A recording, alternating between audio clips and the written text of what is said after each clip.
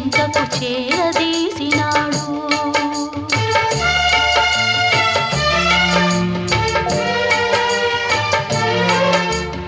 అభమో శుభమో తెలియని లేడి అతనిని నమ్మింది, తన హృదయం పరిచింది.